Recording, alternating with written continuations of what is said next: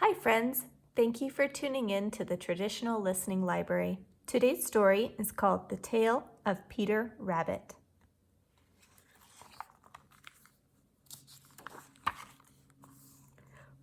Once upon a time there were 4 little rabbits, and their names were Flopsy, Mopsy, Cottontail, and Peter. They lived with their mother in a sandbank, underneath the root of a very big fir tree. "Now, my dears," said old Mrs. Rabbit one morning, "you may go into the fields or down the lane, but don't go into Mr. McGregor's garden. Your father had an accident there.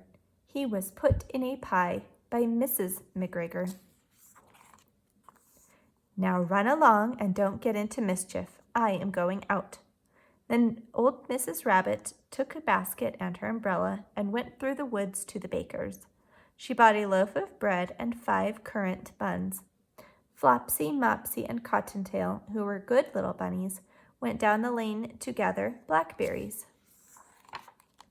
But Peter, who was very naughty, ran straight away to Mr. McGregor's garden and squeezed under the gate. First he ate some lettuces and some French beans, and then he ate some radishes. And then, feeling rather sick, he went to look for some parsley. But around the end of a cucumber frame, whom should he meet but Mr. McGregor?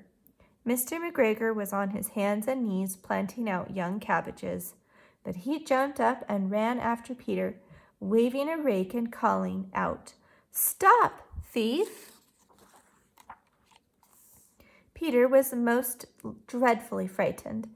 He rushed all over the garden, for he had forgotten the way out and back to the gate. He lost one of his shoes among the cabbages, and the other shoe amongst the potatoes.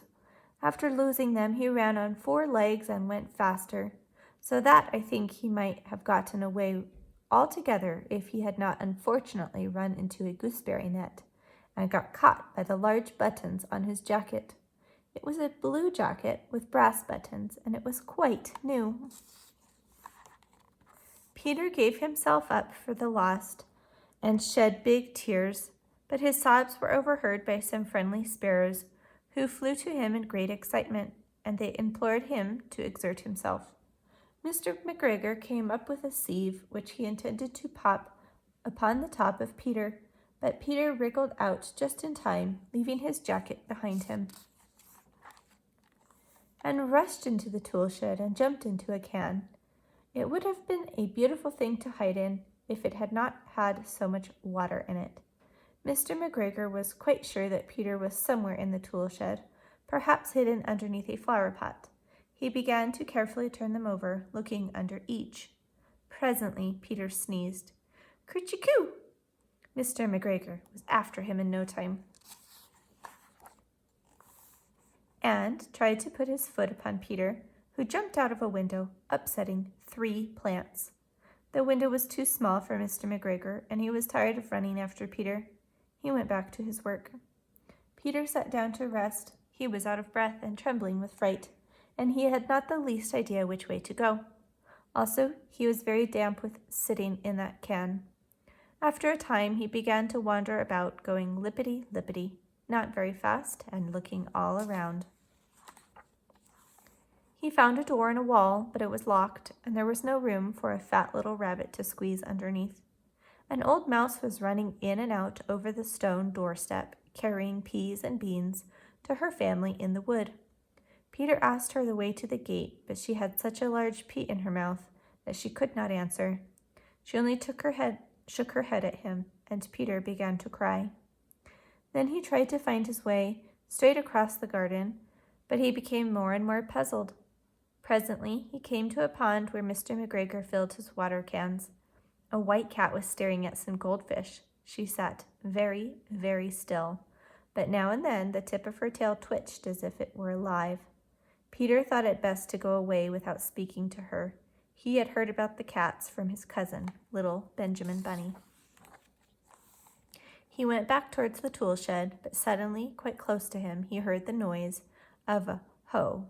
Scritch, scratch, scratch, scritch. Peter scuttered underneath the bushes, but presently, as nothing happened, he came out, and climbed upon a wheelbarrow and peeped over. The first thing he saw was Mr. McGregor hoeing onions. His back was turned toward Peter, and beyond him was the gate.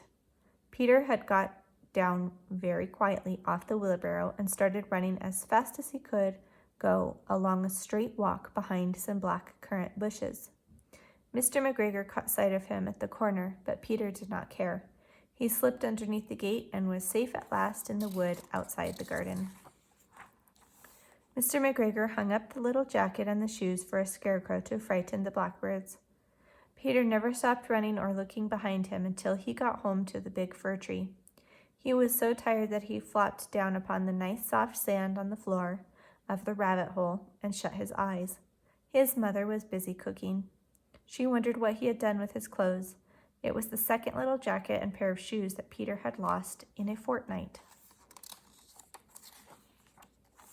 I am sorry to say that Peter was not very well during the evening. His mother put him to bed and made some chamomile tea, and she gave a dose of it to Peter. 1 tablespoonful to be taken at bedtime. But Flopsy, Mopsy, and Cottontail had bread and milk and blackberries for supper. The end. Thank you for watching. We'll see you next time.